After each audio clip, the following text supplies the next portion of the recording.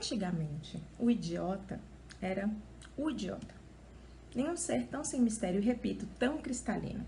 O sujeito o identificava a olho nu entre milhões.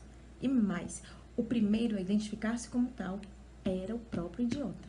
Eu sou um quadrúpede. Nenhuma objeção.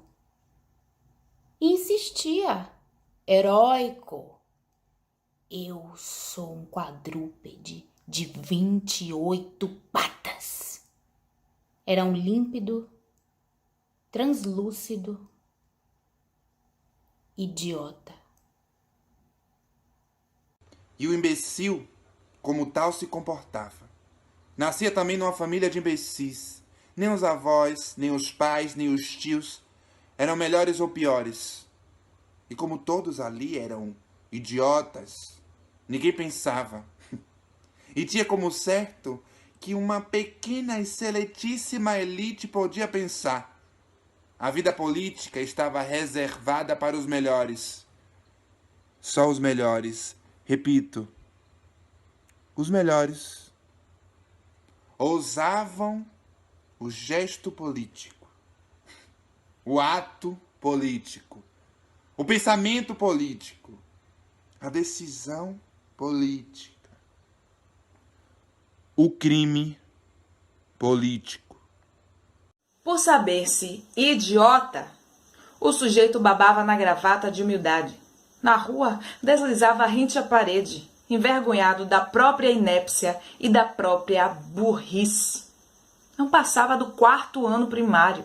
E quando cruzava com um dos melhores, só faltava lamber-lhe as botas como uma cadelinha amestrada. Nunca o idiota ousaria ler, aprender, estudar além dos limites ferozes. Vejam bem, o imbecil não se envergonhava de o ser. Havia plena acomodação entre ele e a sua insignificância, e admitia que só os melhores podem pensar, agir, decidir. Pois bem, o mundo foi assim até outro dia. Há uma coisa de 3 ou 4 anos, uma telefonista aposentada me dizia: eu não tenho um intelectual muito desenvolvido.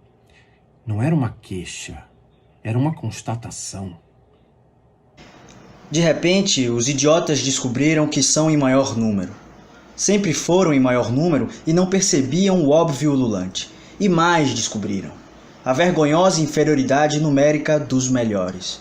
Para um gênio, 800 mil, 1 milhão, 2 milhões, 3 milhões de cretinos. E certo dia, um idiota resolveu testar o poder numérico. Trepou no caixote e fez um discurso. Logo se improvisou uma multidão. O orador teve a solidariedade fulminante dos outros idiotas. A multidão crescia como num pesadelo. Em 15 minutos mugia, ali, uma massa de 500 mil. Se o orador fosse Cristo, ou Buda, ou Maomé, não teria a audiência de um vira-lata, de um gato vadio. Teríamos de ser, cada um de nós, um pequeno Cristo, um pequeno Buda, um pequeno Maomé. Outrora, os imbecis faziam plateia para os superiores. Hoje não. Hoje, só há plateia para o idiota. É preciso ser um idiota indubitável para se ter emprego, salários, atuação, influência, amantes, carros, joias, etc, etc. Quanto aos melhores, ou mudam e imitam os cretinos ou não sobrevivem. O inglês Wells, que tinha em todos os seus escritos uma pose profética, só não previu a invasão dos idiotas. E de fato eles explodem por toda parte. Tudo está nas mãos dos patetas. E então os valores da vida começaram a apodrecer. Sim, estão apodrecendo nas nossas barbas, espantadíssimas. E nem precisamos ampliar muito a nossa visão. É o que está acontecendo. Nem se pense que a invasão dos idiotas só ocorreu no Brasil. Se fosse uma realidade apenas brasileira, cada um de nós poderia resmungar subdesenvolvimento, que estaria encerrada a questão. Mas é uma realidade mundial. em que pese a dessemelhança entre idioma e paisagem, nada mais parecido com um idiota do que outro idiota. Todos são gêmeos. Estejam uns aqui, outros em Singapura. Mas eu falava de quê mesmo? Mas quem disse isso? É o diabo em versão do teatro de revista? Não. Mas agora é preciso adular os idiotas, conquistar-lhes o apoio numérico. Hoje, até os gênios se fingem de imbecil. São os idiotas. Os idiotas. Os idiotas.